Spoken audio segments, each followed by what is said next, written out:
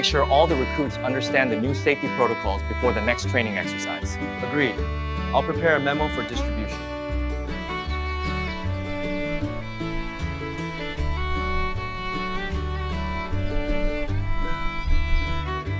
Yeah, I'm just here at the site. Everything is going according to plan. I'll call you back later. It's good that we're both here together. I know, it's been so long. Yeah, I'm just here at the site. Everything is going according to plan. I'll call you back later.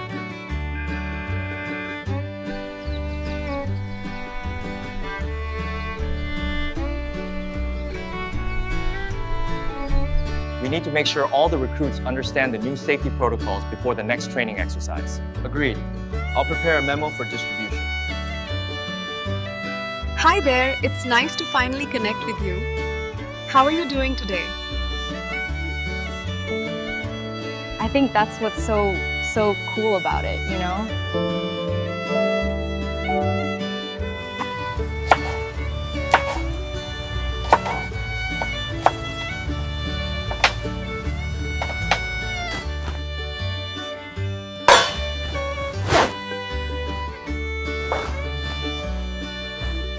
How much for this vegetable today?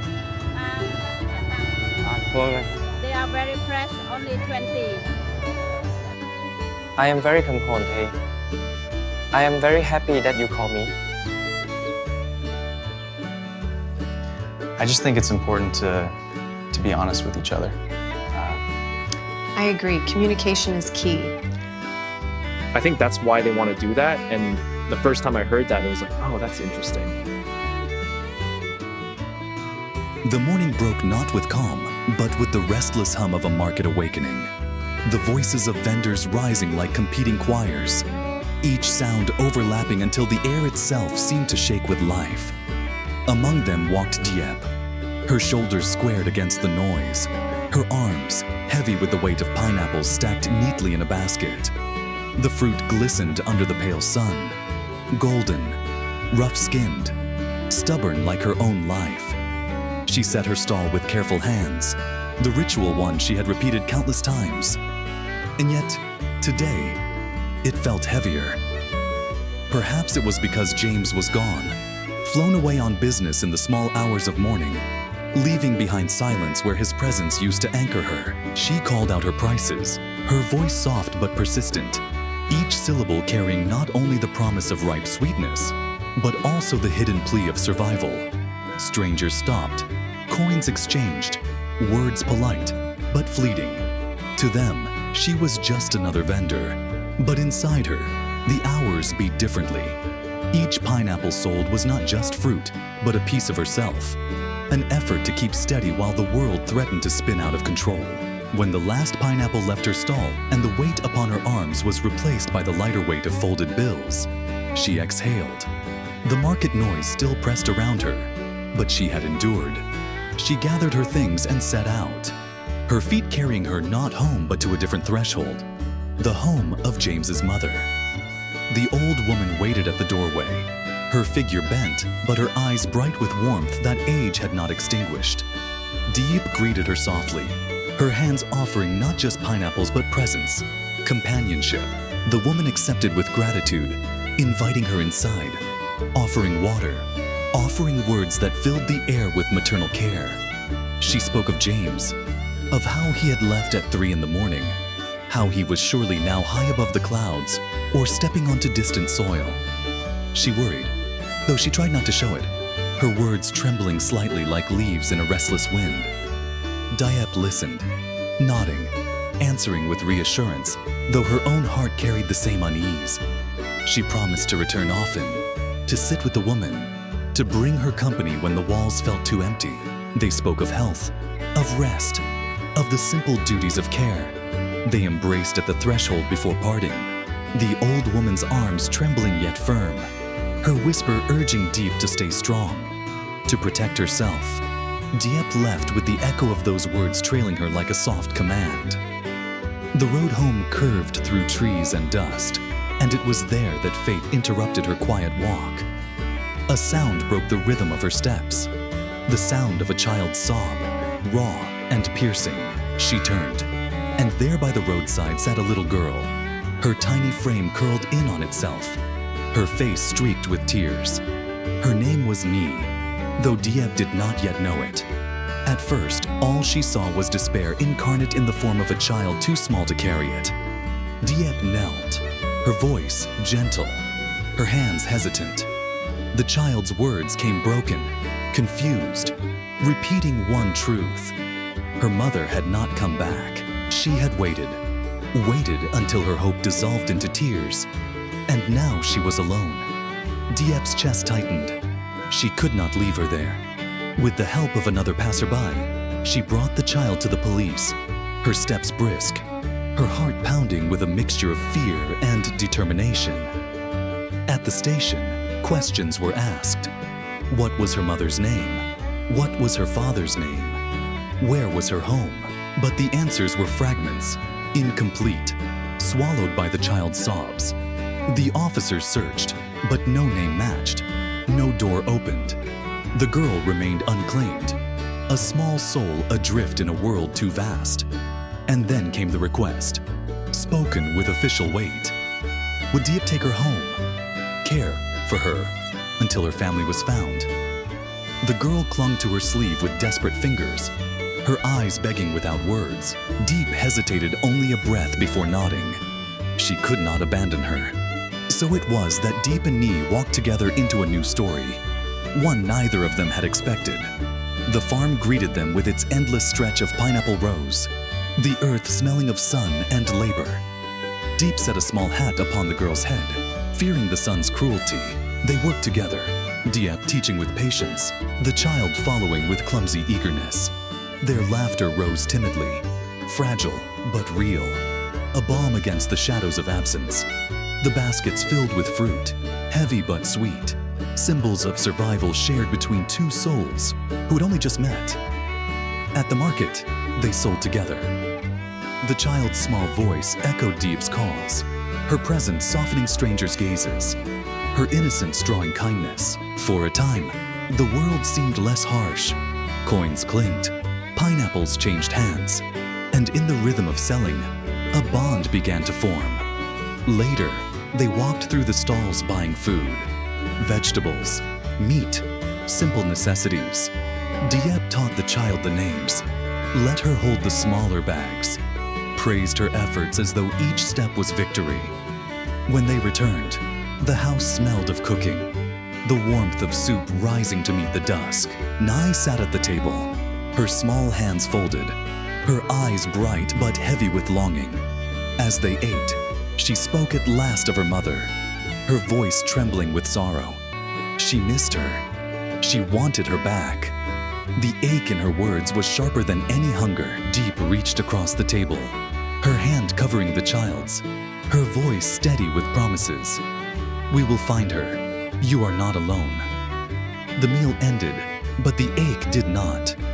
Diep washed the dishes with trembling hands while the girl's soft sobs filled the space. She returned to her, held her, whispered comfort until the sobs faded into hiccups, then into sleep. The night deepened. The phone rang. James's voice filled the room, distant yet warm, carried across oceans.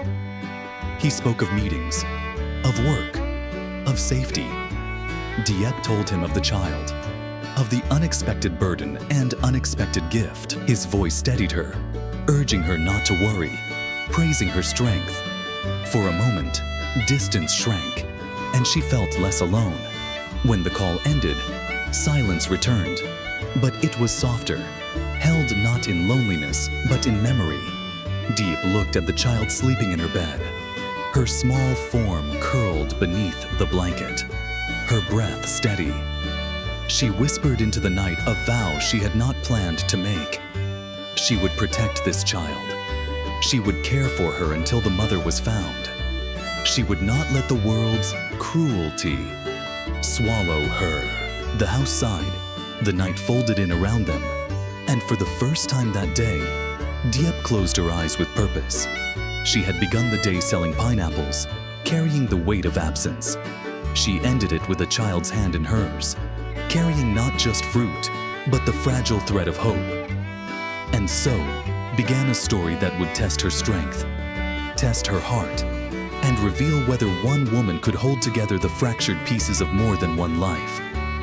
The morning came heavy with mist, the kind that wrapped the farm in a gray shroud, muting every sound until even the roosters crowed as though afraid to disturb it. Diep awoke to find Nhi curled beside her, the child's small hand clutching the edge of her shirt as though it were the last tether to safety. For a moment, Diep simply watched her, the rise and fall of her fragile chest, the faint trace of dried tears on her cheeks.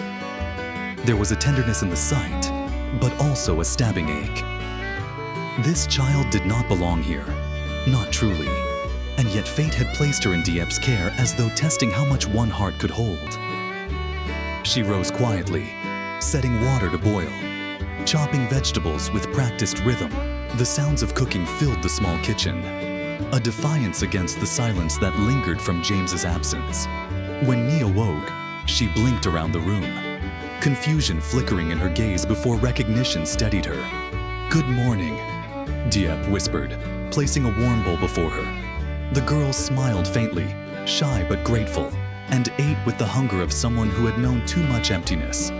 After breakfast, Diep led her into the fields. The mist clung to their skin, beating in their hair, dampening their clothes, but they moved through it like travelers in a hidden world. Diep handed Nhi a small basket, lighter than her own, and guided her hands to the pineapples. She taught her how to twist, how to judge the ripeness, how to respect the sharp leaves that guarded the fruit. The child's laughter broke through the fog, ringing bright and clear, and for a moment, the farm did not feel so lonely. At the market, their presence together drew curious eyes. Some recognized Diep, the quiet vendor who had long worked alone, and now beside her stood a child calling out prices with innocent enthusiasm. "Pineapples! Sweet pineapples!" she cried, her voice high and eager. Strangers smiled. Some bought more than they needed, drawn by the charm of the unlikely pair.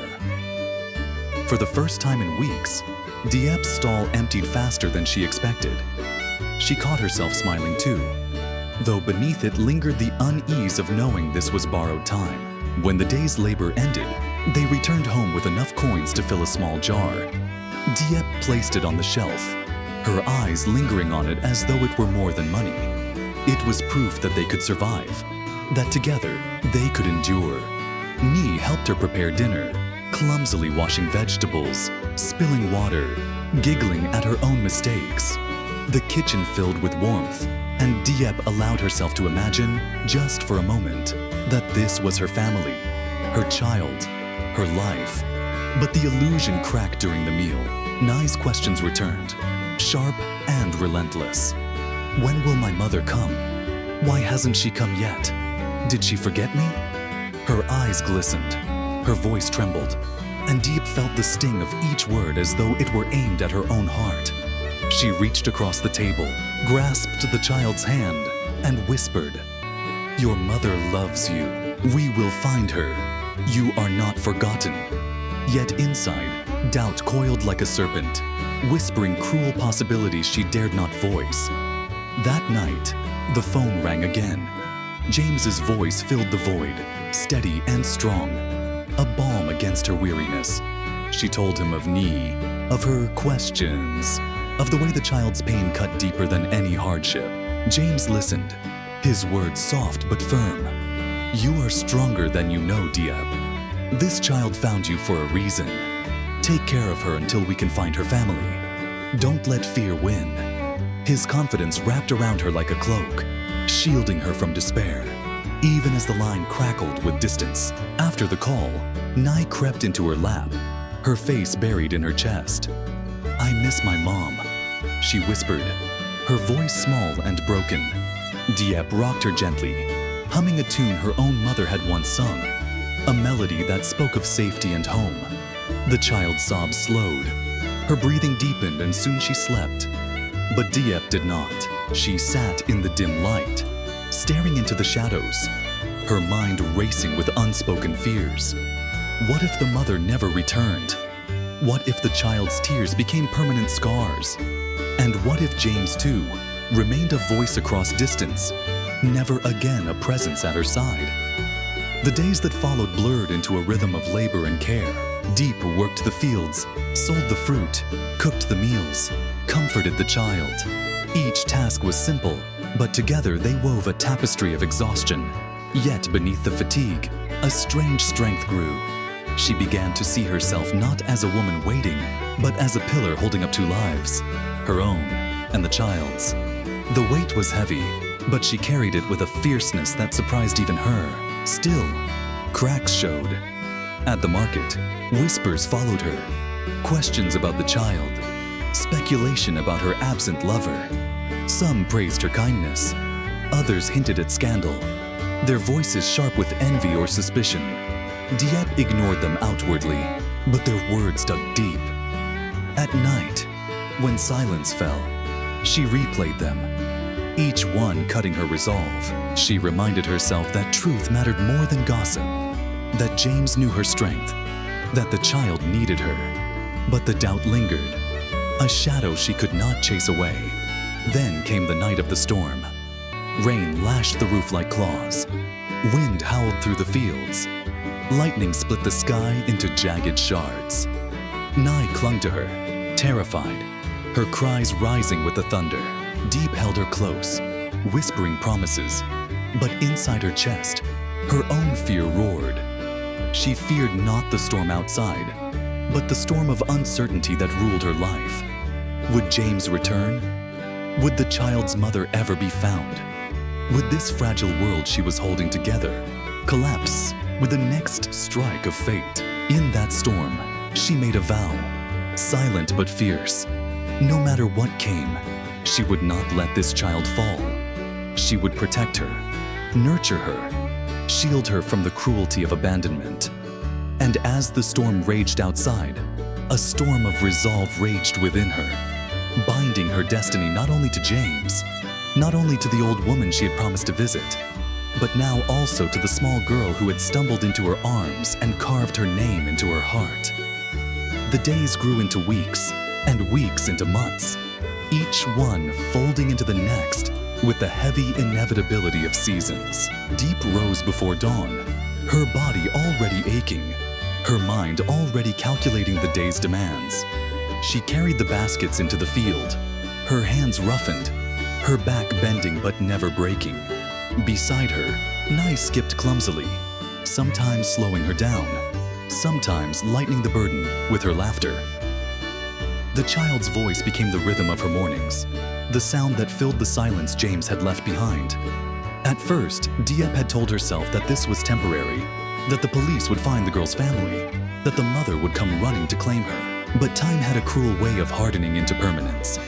No one came. No message arrived. The girl's name was whispered through files and reports, but no door opened in recognition. Nye remained, not as a guest, but as a tether, binding herself to Diep's life with invisible knots of trust and need. James called when he could. His voice carried through static, heavy with distance, and though his words were always steady, always supportive, they were also too brief, too far away to fill the emptiness of his absence. Diep told him of the farm, of the market, of Nye's stubborn questions and innocent laughter. He encouraged her, told her she was stronger than she realized. But each time the call ended, she felt the weight double, as though the connection had only reminded her how alone she truly was in the quiet hours of night. The old woman, James's mother, remained a constant thread. Diep visited when she could, bringing fruit, bringing company.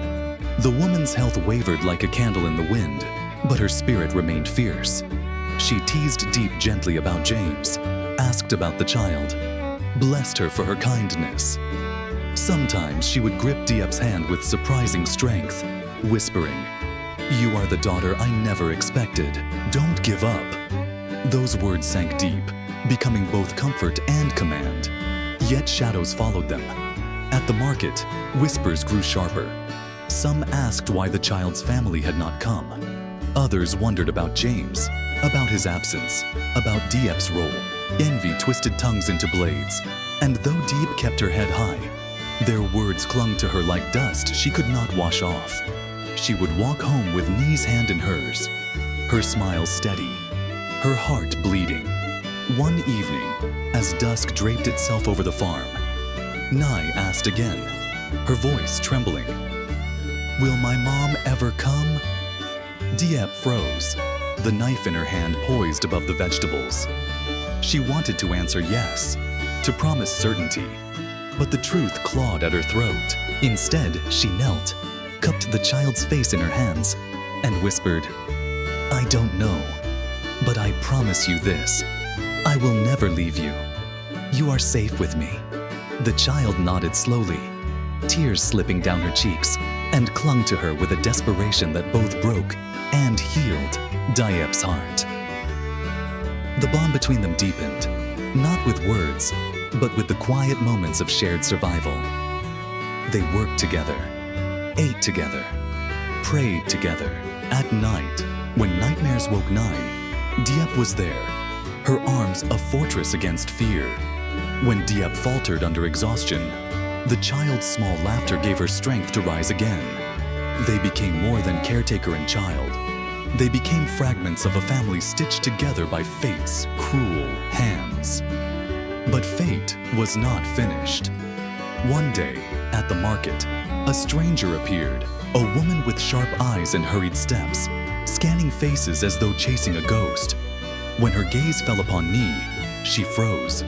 The child, too, froze, recognition flooding her face. "Mama!" she cried, her voice breaking. The woman stumbled forward, tears already falling, gathering the child into her arms. The reunion was raw, chaotic, beautiful, and yet Diep stood rooted, her chest torn between joy and loss. The woman explained in fragments, her words tangled with sobs. She had been searching, lost in despair, unable to reach the police. Circumstances, poverty, and fear had kept her away. But now she was here, her arms around her child, her tears baptizing her with reunion.